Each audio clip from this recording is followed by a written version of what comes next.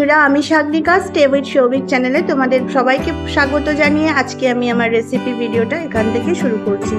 আজকে আমি তোমাদের মাছের ডিমের একটা রেসিপি বানিয়ে দেখাবো। এর জন্য এখানে নিয়ে নিয়েছি মাছের ডিম।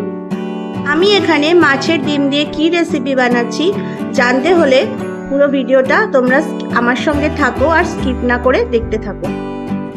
আমি এখানে নিয়ে নিয়েছি একটা বাটি, আর বাটির মধ্যে প্রথমে আমি মাছের ডিমটা এর মধ্যে দিয়ে দিচ্ছি। মাছের ডিমটা আমি আগে থেকে পরিষ্কার করে ধুয়ে নিয়েছিলাম। এর মধ্যে দিয়ে দেব লঙ্কা কুচি, দিয়ে দেব নুন আর হলুদ পরিমাণ মতো, আর দিয়ে দেব এখানে বেসন।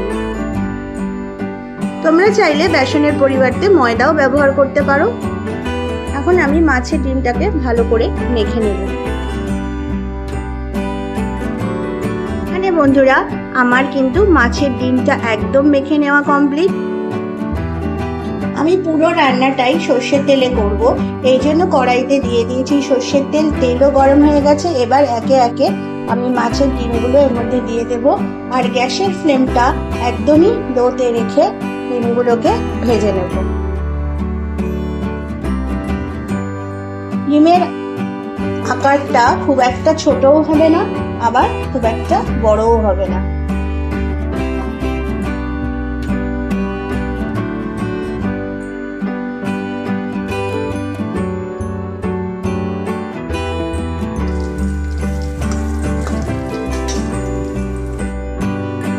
এখন ওখানে মাছের ডিমের বড়াগুলো হতে থাক, আর আমি এখানে পেঁয়াজটা কুচিয়ে নিই।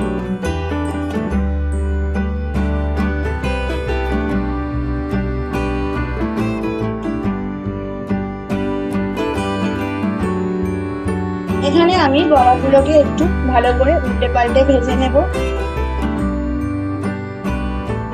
এখানে আমার বড়াগুলো একদম ভাজা কমপ্লিট। এবার আমি তেল থেকে বড়াগুলোকে আস্তে করে তুলে নেব একটা ডিশের মধ্যে। বন্ধুরা, এখানে আমার মাছের ডিমের বড়াগুলো ভেজে নেওয়ার পর ওই তেলের মধ্যেই আমি দিয়ে দিচ্ছি গোটা গরম মশলা ফোড়নে। গোটা গরম মশলার মধ্যে আমি এখানে ব্যবহার করছি এলাচ আর দারচিনি। এবার আমি এর মধ্যে দিয়ে দেবো কুচানো পেঁয়াজ,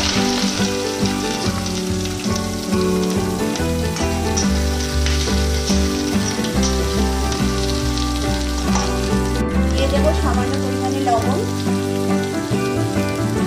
আর এখানে দিয়ে দিচ্ছি টমেটো। এবার আমি ভালো করে টমেটো পেঁয়াজটাকে লাল লাল করে ভেজে নেব।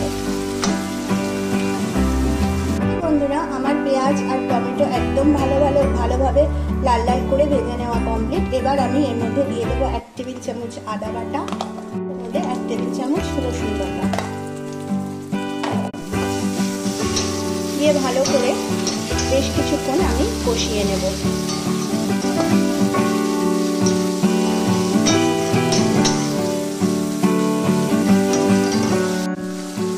এখানে আমার আদা পেঁয়াজ রসুন টমেটো কষানো একদম কমপ্লিট। এবার আমি এর মধ্যে দিয়ে দেবো ধনে জিরে বাটা, ধনে জিরে আর কাঁচা লঙ্কার পেস্ট।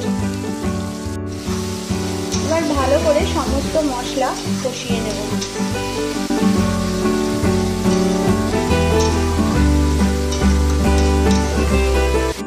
এখানে আমার মশলাটা একদম কষানো কমপ্লিট। এবার আমি ভেজে রাখা ডিমগুলো এর মধ্যে দিয়ে দেবো, ভালো করে কষিয়ে নেব।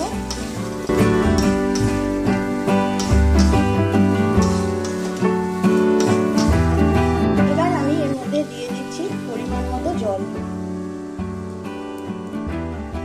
এবার আমি এখানে দিয়ে দিচ্ছি 1 কাপ জল। এই সময়টা আমি গ্যাসের ফ্লেমটাকে একটু হাইতে রেখে নেব। তারপর কিছুক্ষণ ফুটে উঠলে আবারও গ্যাসের ফ্লেমটাকে কমিয়ে দেব। দিয়ে দেবো এর মধ্যে পরিমাণ মতো নুন, আর এর মধ্যে দিয়ে দেবো পরিমাণ মতো হলুদ।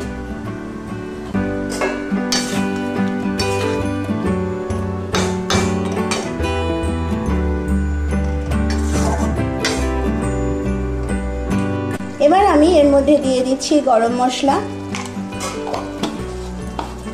আর এখানে আমার রান্নাটা একদম কমপ্লিট। এবার আমি এটাকে ঠান্ডা করে নেব আর পরিবেশন করব। এখানে আমার মাছের ডিমের কালিয়া রেসিপিটা একদম রেডি ভাতের সাথে সার্ভ করার জন্য। আশা করছি তোমাদের আমার এই রেসিপিটা ভালো লেগেছে। যদি তোমাদের এই রেসিপিটা ভালো লেগে থাকে তাহলে অবশ্য একবার বাড়িতে ট্রাই করতে পারো। আজ এই পর্যন্তই, আসবো আবারও একটা নতুন রেসিপি ভিডিও নিয়ে। ততক্ষণ তোমরা আমার সমস্ত ভিডিওগুলোকে দেখো, লাইক করো, কমেন্ট করো, শেয়ার করো আর ভালো থাকো, সুস্থ থাকো।